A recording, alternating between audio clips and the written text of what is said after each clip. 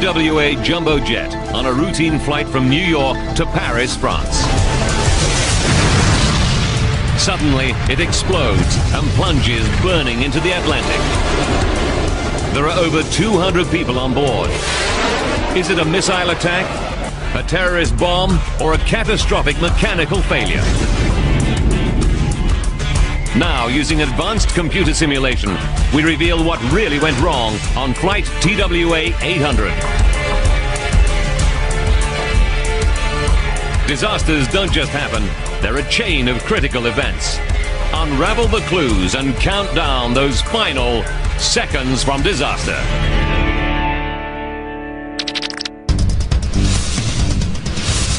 America, New York City. John F. Kennedy Airport, July 17th, 1996. Security is tight at New York's busiest airport. Tens of thousands of people will pass through JFK today on some 1,000 flights.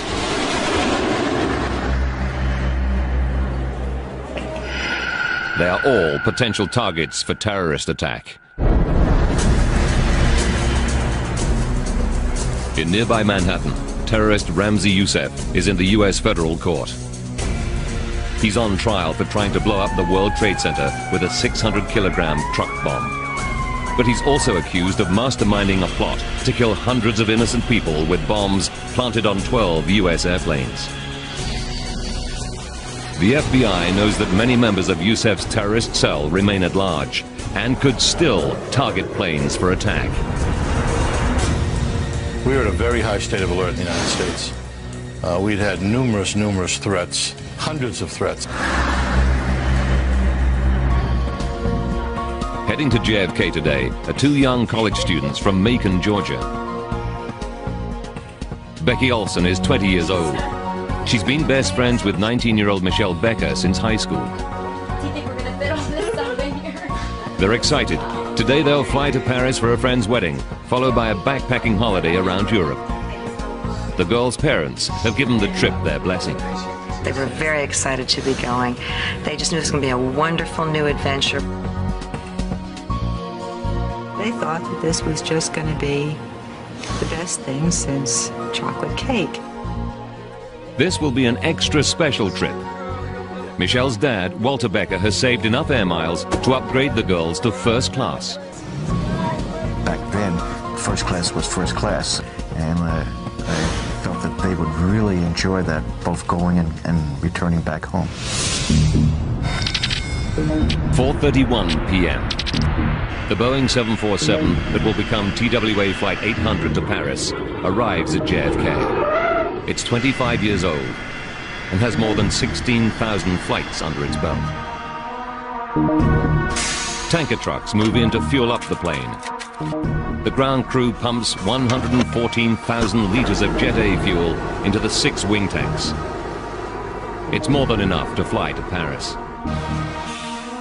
The biggest tank, the center wing tank, can stay as it is, almost empty. Just outside Baltimore, Maryland, 29-year-old Jamie Hurd finishes up last-minute chores at the family garage. Yeah, okay, you pick it up Tuesday. How's that? All right, thank you very much. Bye-bye. Since joining 2 years ago, Jamie has computerized the office for his dad, Jim. You know, he kind of brought us into the present age, from the dark ages. Jamie is flying to Paris to hook up with his girlfriend Hope, who's in France on an exchange visit. It's his first flight to Europe.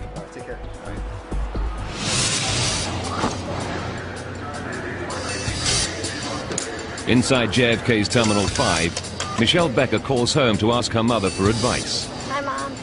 TWA is offering cash incentives for passengers to take a later flight. Do you think we should take the bump flight? Because I think we can get some money. What do you think?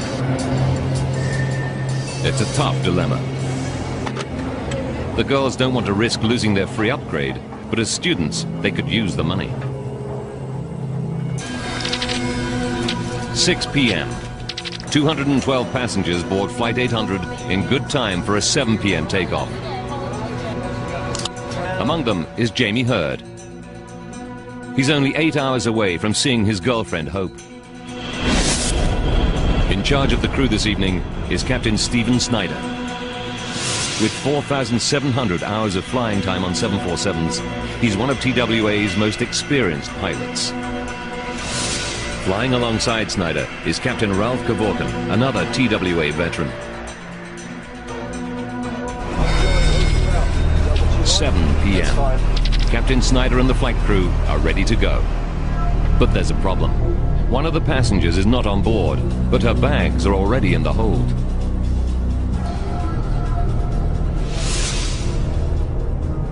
In 1988, Pan Am 103 exploded in mid-air over the town of Lockerbie in Scotland, killing 270 people. Terrorists checked a bag containing a bomb into the hold, but didn't board the plane. Since then, planes cannot take off with a bag in the hold if the passenger who checked it is not on board.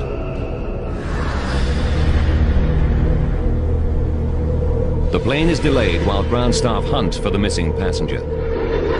Outside, it's 28 degrees Celsius, and on the asphalt of the apron, the jumbo is getting hot. As the minutes tick by, air conditioning units under the fuselage keep the passengers cool.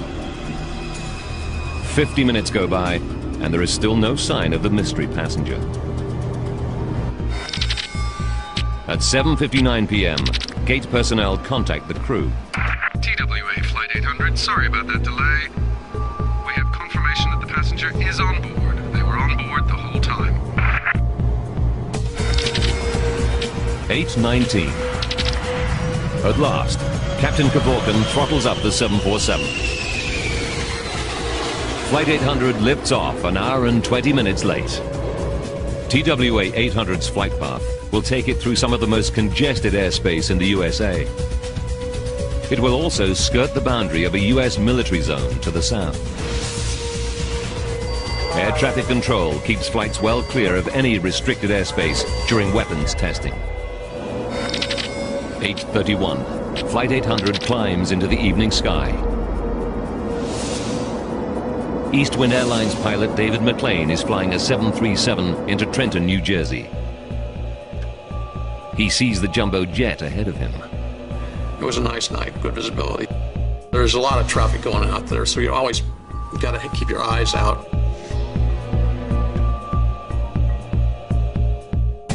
Air traffic control clears Flight 800 to climb to its next level. TWA 800, heavy turn left heading 050, vector climbing around traffic. Climb to 15,000. Crew and passengers settle in for the flight. Then, suddenly...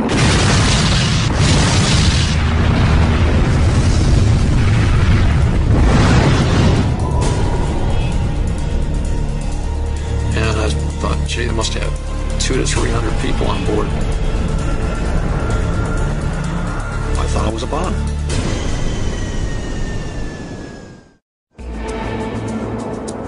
"12 minutes out of JFK on a routine trip to Paris.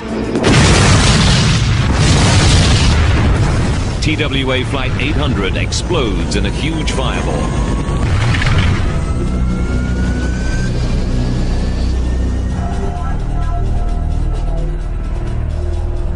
At air traffic control, Flight 800 suddenly disappears off radar screens.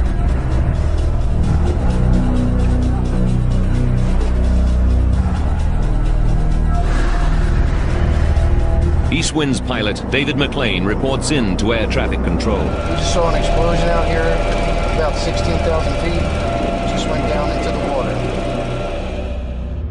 Air traffic control tries to raise Flight 800 on the radio. TWA 800, if you hear center, ident. There's no response. TWA 800, if you hear center, ident. The terrible truth starts to dawn. TWA 800, center.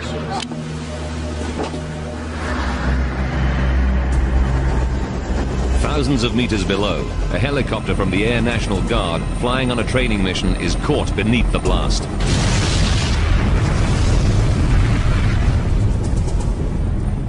I looked over my right shoulder and this fire exploded across the sky and came down like a curtain, like napalm. Flaming aircraft debris starts to fall all around them. Some of it was still on fire. We actually saw embers. Now the helicopter crew is in danger. If debris hits the rotor blades, they too could crash into the water. We have to get out of there. The helicopter makes it away safely. They race to get help.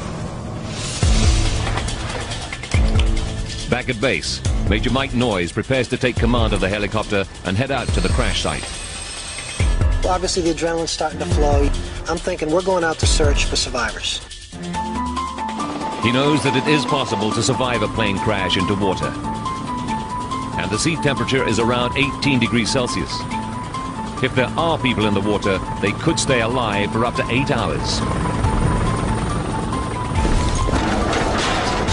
The Coast Guard at East Mauritius, Long Island, gets the word that a plane has gone down. Stand by your lines. 02, we're on the way, 03 POB. They speed out to sea.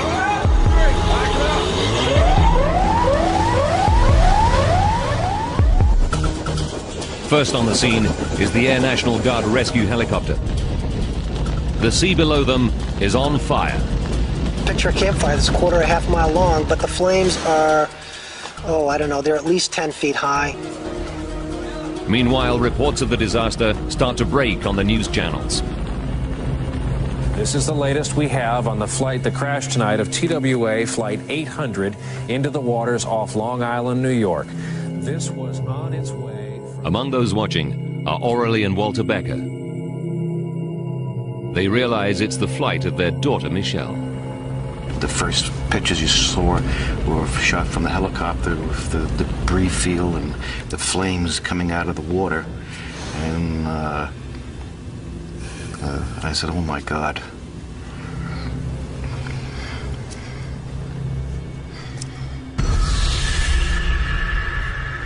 But then Aurelie Becker remembers Michelle's last-minute phone call from the airport. Do you think we should take the bump flight? Because I think we can get some money. Michelle told her mother that TWA were offering cash incentives to take a later flight. Aurelie recalls with horror that she advised Michelle and her friend Becky to stay on Flight 800. Now she prays that the girls ignored her advice. I said, I wonder if they ever really got on the flight. Maybe they did take a jump seat and they aren't on it. Aurelie calls Becky's parents. She speaks to Becky's father, Donald Olson. Hey, Aurelie, what's up? I said, you didn't get a call from Becky that they took a bump ticket, did you? Donald says no. The girls didn't call. And Aurelie said, there's been a plane crash. You need to turn on CNN. A 747 aircraft has exploded in midair about 20 miles south of New York's Long Island into the Atlantic Ocean. The families realize Michelle and Becky did get on the flight. Now all they can do is helplessly watch the horrifying scenes. But they still hope that their girls may have survived the crash. You know, you talk to each other and you hold each other and you cry and you say, well, you know, the girls were very athletic. They were good swimmers. Search and rescue, we know, is a nightmare. They are looking for people who survived this. I just told Becky to swim hard. All night long. Families all over the United States and beyond endure a waking nightmare.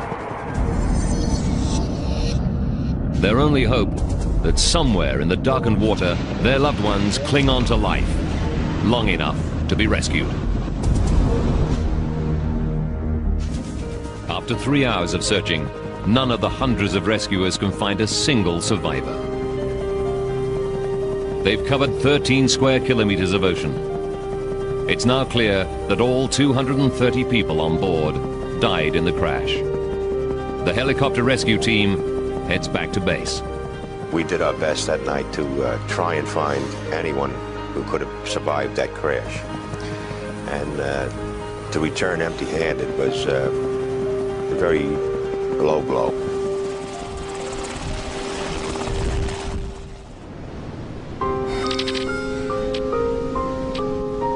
a.m.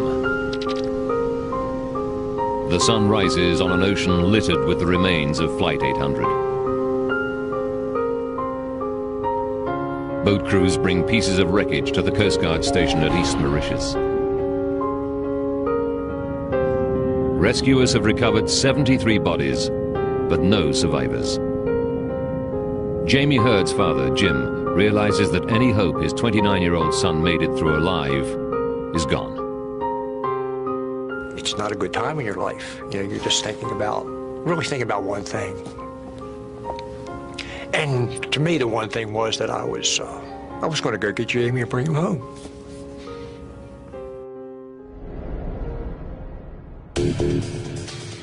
News reaches the FBI and New York Assistant Director James Kallstrom. Kallstrom immediately suspects the crash is no accident. My gut told me that this was probably an intervention by some criminal, some terrorist.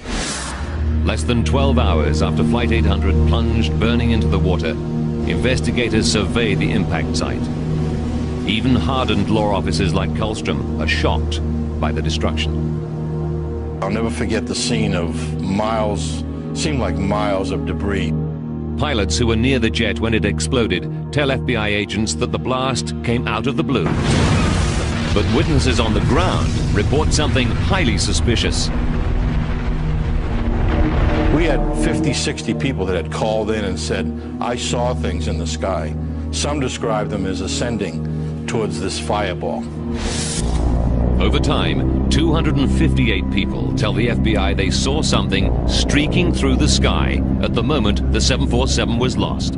I followed the streak of light, red-orange in color, moving from my left center to my further left.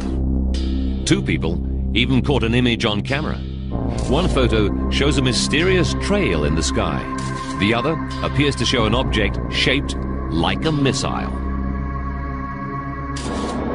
Kallstrom faces a horrifying possibility.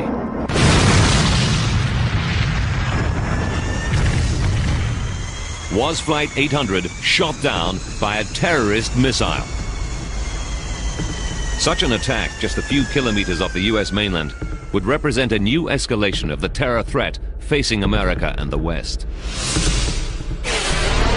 The US supplied shoulder-held ground-to-air missile launches to Islamic freedom fighters in Afghanistan.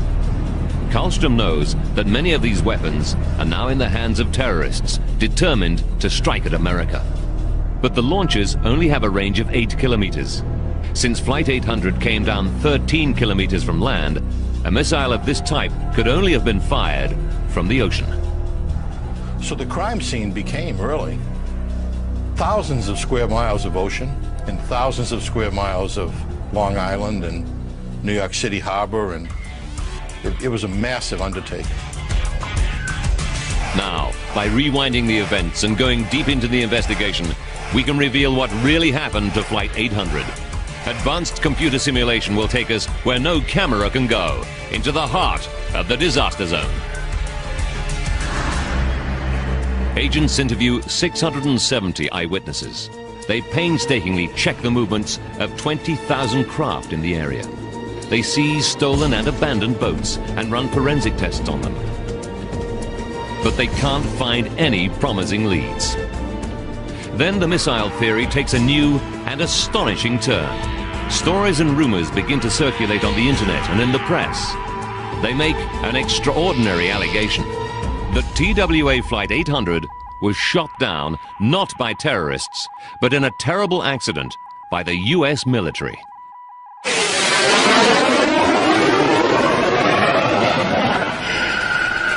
Kallstrom learns that there were 8 military ships, 8 submarines, and 5 military planes within 550 kilometers of the crash site. A P-3 plane and a sub were in the middle of training exercises. He orders dozens of FBI agents to scrutinize all their logs. After weeks of checking, they verify that no missiles were unaccounted for. No missiles were fired that night. The FBI also check out the two suspicious photographs. They find that in one, the photographer was facing in completely the opposite direction to Flight 800. Technicians conclude that the object captured is actually an airplane. They also find that the mysterious trail on the other is simply residue on the film. The FBI concludes that the friendly fire theory is groundless. But the story doesn't go away. Now Pierre Salinger, John F. Kennedy's former press secretary, raises the stakes with an astonishing intervention. He says there's been a cover-up. Flight 800 was shot down by a U.S. Navy missile. And he has the evidence to prove it. 13 kilometers off Long Island. 37 meters down, Navy divers grapple with a mammoth task, recovering the remains of TWA Flight 800 scattered over an area of 104 square kilometers. Meanwhile, the FBI follow up a new and disturbing allegation. John Kennedy's former press secretary, Pierre Salinger, claims to have evidence that the U.S. Navy shot down Flight 800 by mistake.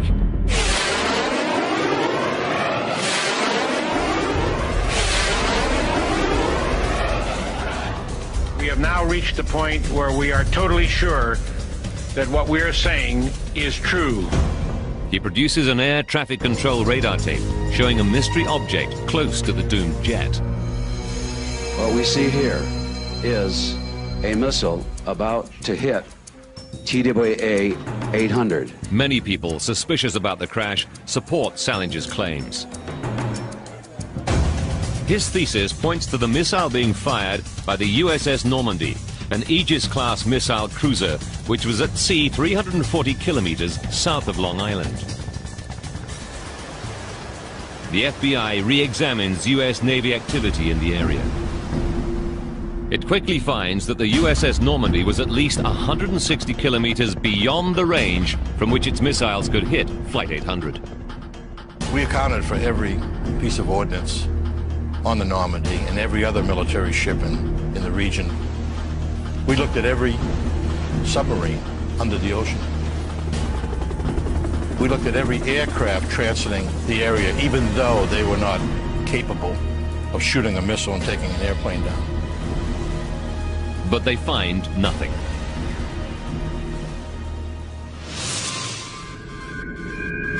Scientists analyze the radar tape. They discover the traces are just interference. It's a well-known phenomenon called radar ghosting. They are simply duplicate images of Jet Express Flight 18 flying nearby.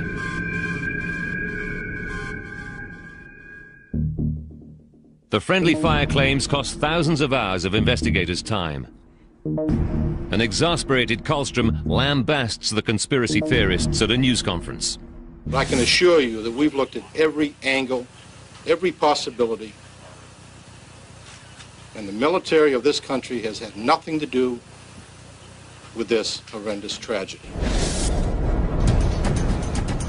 A terrorist bomb or missile is still one of the chief suspects for the loss of Flight 800. But the only way of finding out for sure what downed the plane is to analyze the wreckage. That job falls to the FBI's co-investigators, the National Transportation Safety Board, the NTSB. Their priority, to find the plane's flight recorders or black boxes.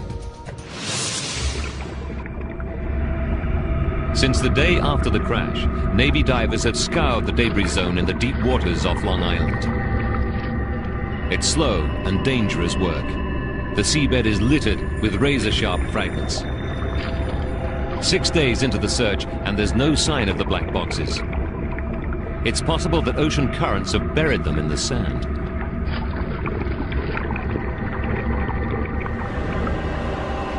Then, on day 7, a diver spots something. A flash of orange. The cockpit voice recorder. That's it. You see the beacon right on it? You want to take a picture of it? Right. It's the cockpit voice recorder.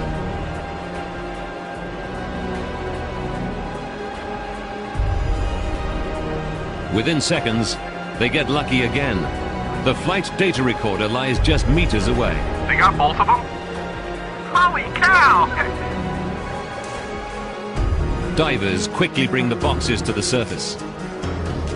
To prevent damage by oxidation, they keep them submerged in salt water. For NTSB investigator Bob Swain, it's a potential breakthrough.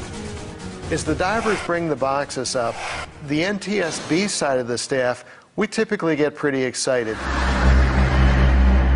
But there's a problem. The boxes are twisted and broken open from the massive impact. Investigators fear that there's little chance the tapes inside will have survived, but they rush them to NTSB headquarters. There they hope they can retrieve something from the recorders. Carefully, they remove the cockpit voice tape from inside the armored casing and thread it onto a player. Against all the odds, the tape is intact and playable. TWA 800, heavy turn left heading 050, vector climbing around traffic. Left 050, climb vector. They carefully analyze all the pilot's conversations and the readings from the data recorder. Stop climb at 13,000. And the electric? They scour the last seconds of the recording for any clues to the plane's sudden loss. Climb to 15,000. But at 8:31 and 12 seconds, the recording cuts off suddenly. Whatever happened to Flight 800, the pilots had no time to react. The excitement of the find turns to bitter disappointment. The voice recorder, and the same with the data recorder, really told us nothing. Now the investigators must rely entirely on the salvaged wreckage of the doomed jet for clues. If Flight 800 was brought down by a bomb or a missile, it would leave evidence behind. NTSB metallurgists examine the fragments under scanning electron microscopes. They're looking for the distinctive micro-pitting which high explosive leaves on metal surfaces. As a veteran of the Pan Am 103 investigation, metallurgist Jim Wildey knows exactly what bomb damage looks like. But he finds no trace of it. We looked at every piece, every square inch of every piece, every fracture, every surface. Each piece as it came in was examined in detail for evidence of a bomb or explosion, and there simply was no evidence of that type on the TWA aircraft. At the same time, FBI forensic experts take over 9,000 samples for chemical analysis. They know that traces of explosive can survive even underwater. For weeks, they too find nothing. But then, the FBI makes a momentous discovery. Microscopic explosive traces of unknown origin have been found relating to TWA Flight 800. I got a call from our chief forensic chemist at the site who had found some minute traces of RDX and PETN, which are two chemicals that are in plastic explosive. Investigators finally seem to be closing in on an explanation, and increasingly it looks like a bomb. It's an extraordinary find. The traces survived weeks of immersion in 37 meters of seawater. They were preserved under a piece of sticky tape joining the carpet tiles. It's compelling evidence for a terrorist bomb on board Flight 800. But Karlstrom is skeptical. It made no sense. I mean, the initial reaction was, wow, but the facts made no sense. The flooring that was recovered, there was no sign of an explosion. The FBI probes the doomed airplane's history for explanations. They painstakingly explore the dozens of occasions when TWA hired the plane out between flights to third parties. Then, agents make a critical discovery. Just 1 month before the crash, police in St. Louis hired the plane to train sniffer dogs. The police dog handlers tell the FBI they used RDX and PETN, the exact same substances found in the wreckage of Flight 800. And they also revealed that one of the training aids was cracked and may have leaked tiny amounts of explosives material. The bomb traces are real, but they are not the cause of the crash. The criminal investigation hits a brick wall. 6 months after the disaster, the FBI has found no evidence of a missile strike or terrorist bomb. Now the NTSB focuses on catastrophic mechanical failure as the likely cause of the crash. In the hangar at Calverton, New York, Jim Wildey and his team start to reassemble the 747 from almost 1 million pieces of debris. It takes them 3 months to complete the center section.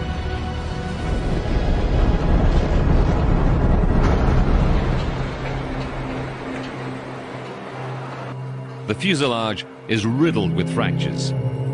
To trace where the plane's breakup started, Wildey first needs to calculate the sequence of the fractures.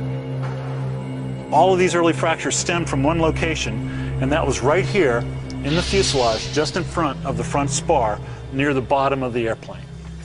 The fracture sequence allows Wildey to work out how the plane broke up.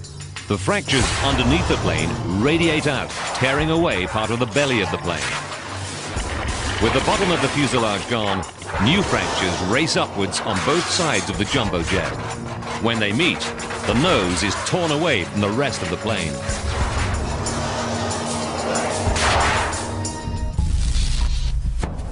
Now Wildey must find what triggered the initial fracturing. He looks behind the spot where the fractures begin. It's the site of the 747's biggest fuel tank, the massive center wing tank. It's as big as a 2-car garage. Panels of aluminium, called spanwise beams, divide the space into sections. Wildey hunts for clues. Inside the tank, he discovers something disturbing. A series of dents in the front of the tank, known as the front spar.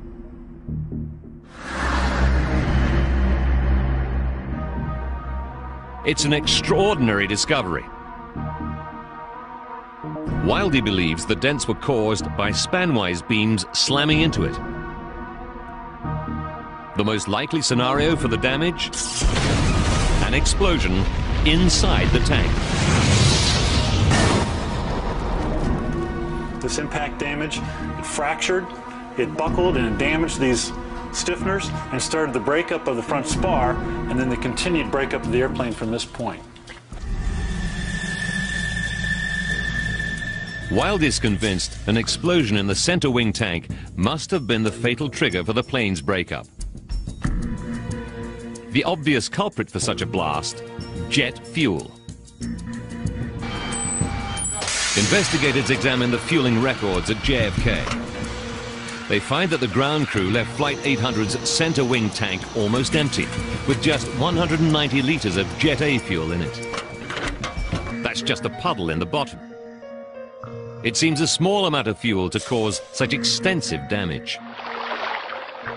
But Wildey knows that Jet A fuel has unusual properties, as this footage, taken at Federal Aviation Authority testing labs, shows. In its liquid state, Jet A fuel is not highly flammable. But when it's enclosed in a tank and heated up, it vaporizes, becoming easy to ignite.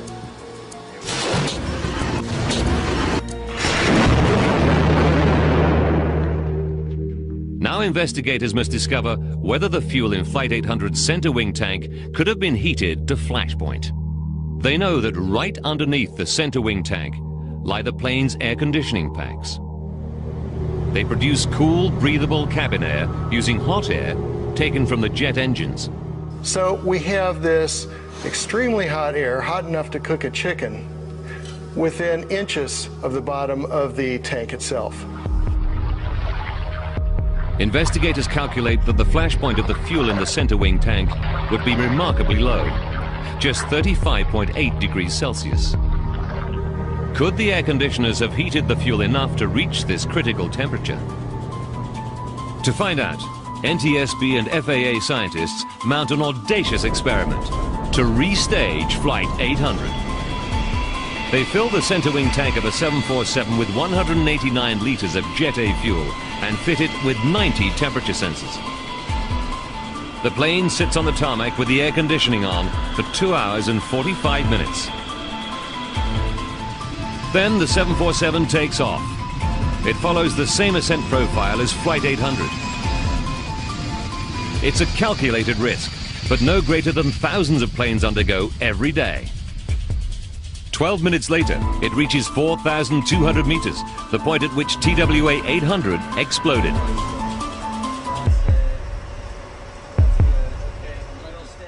Investigators examine the readings from the temperature sensors. What they find horrifies them. The temperature in the center wing tank is 53 degrees Celsius, a full 17 degrees past the fuel's flash point. The test flight conclusively showed that the center wing tank had become flammable.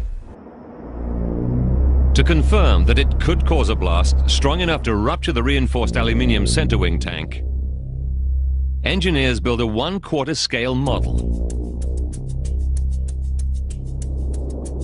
They fill it with jet fuel vapor. Then they ignite it.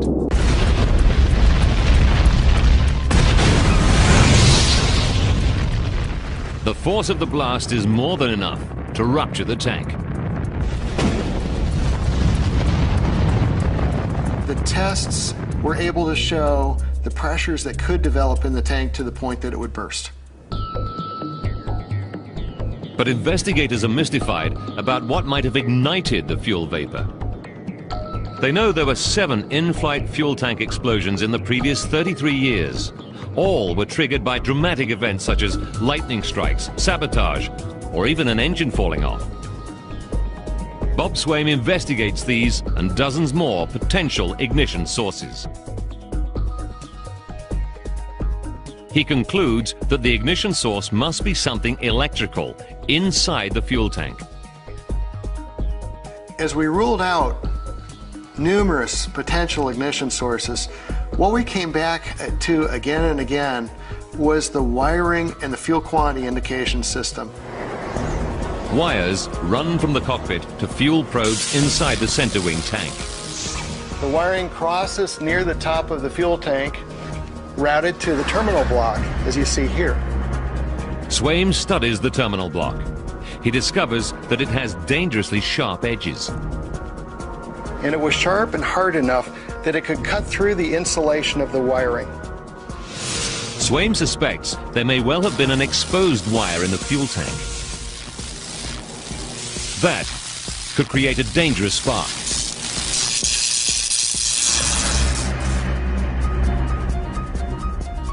But there's a puzzle. The wires inside the fuel tank are designed to carry a very low voltage, too low to cause a spark. Swaim follows the fuel probe wires outside the fuel tank. Here they join high voltage wires for the cabin lights and other aircraft systems which run in bundles through the belly of the 25-year-old plane. He looks more closely at the surviving wiring on the crashed 747 and on other jumbo jets of a similar age and makes a disturbing discovery. We were shocked by the condition of the wiring we found. Swaim finds the remains of fluid spills and sharp metal shavings among the bundles of wire. He also finds chafed wires, wires repaired with tape, and even some with cracked insulation.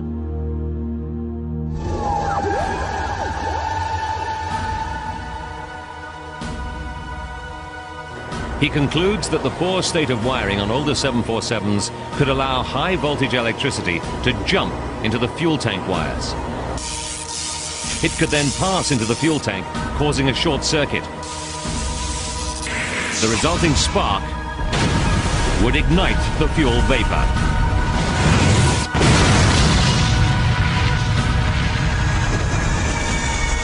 Investigators know there are some 1,200 other 747s in service around the world. any one of them could be flying with a fatal flaw, putting thousands of passengers in serious danger.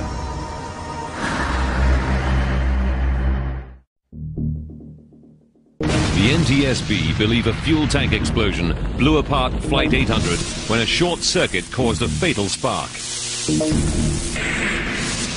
But they have no proof. Short circuits often leave no physical trace in wiring. Their one hope of proving the theory is the plane's black boxes, which hold the only surviving flight data. 800, heavy turn left heading 050, vector climbing around traffic. The 13-minute cockpit voice recording seems unremarkable. Climb the 15,000. But as they replay the tape, investigators hear something intriguing. Just before the recording cuts off, there are two minuscule pauses. They're each just 2 microseconds long. But they're telltale signs of a momentary loss of power to the recorder. It's an astounding discovery. The pause in the recording backs the investigators' theory that there was a short circuit on Flight 800. And it could happen on any one of 1,200 other 747s in service around the world. It's the final piece of the puzzle. Investigators now know the probable chain of events that triggered the loss of TWA Flight 800. What tore apart a 300-ton jumbo jet just 12 minutes into a routine flight and left 230 passengers and crew seconds from disaster? 12.5 minutes to disaster. Flight 800 takes off. Air conditioners have been keeping passengers cool during the delay. But they've also heated the Jet A fuel in the center wing tank to flashpoint. It's now filled with almost 50 cubic meters of highly explosive fuel-air mix. The 747 is a flying bomb. 44 seconds to go. Climb the 15,000. Damaged wiring allows high voltage current to jump into wiring outside the center wing tank and run down into the tank. When the current reaches a section of bare wire, it jumps to another metal surface, forming a short circuit. The resulting spark ignites the deadly mix of fuel and air. Disaster strikes. The explosion blows out one of the inner panels. It strikes the tank's outer skin, smashing it into the plane's fuselage. At a speed of some 650 kilometers per hour, the aircraft is flying under massive pressure. And the first fuselage fracture spreads fast. Now multiple fractures race around the plane. In 4 seconds, they meet, severing the 747's nose. The nose plunges downward like a bullet. The rest of the plane, with most of the passengers still in it, soars upwards. Investigators believe that this is the trail of light eyewitnesses see streaking up into the sky. At 4,600 meters, the main section stalls. A tiny spark has brought down the enormous jumbo jet, killing 230 people.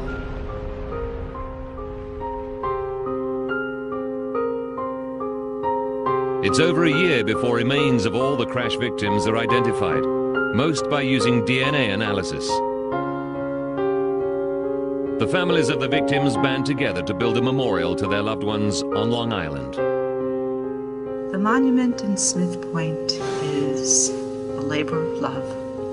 They got a piece of black marble that they made the centerpiece of it, inscribing all the names on the front.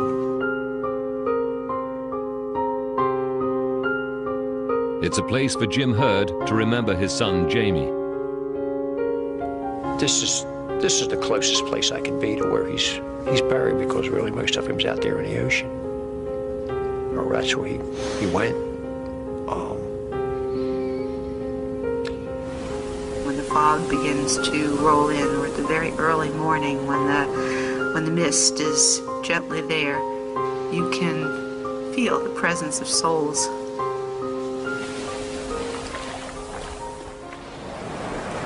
The disaster is a wake-up call to the aviation industry. The Federal Aviation Administration issues more than 70 airworthiness directives to eliminate any possible source of accidental ignition and improve insulation of wiring to fuel tanks. They affect 7,500 aircraft in the US transport fleet. Boeing implements the FAA orders and also introduces fuel tank inerting, a system that tops up fuel tanks with nitrogen, preventing jet fuel from catching fire. The first commercial jumbo jet, fitted with an inerting system, rolled out in the summer of 2005. And starting from 2007, all new Boeing 7 Series planes will feature the new technology.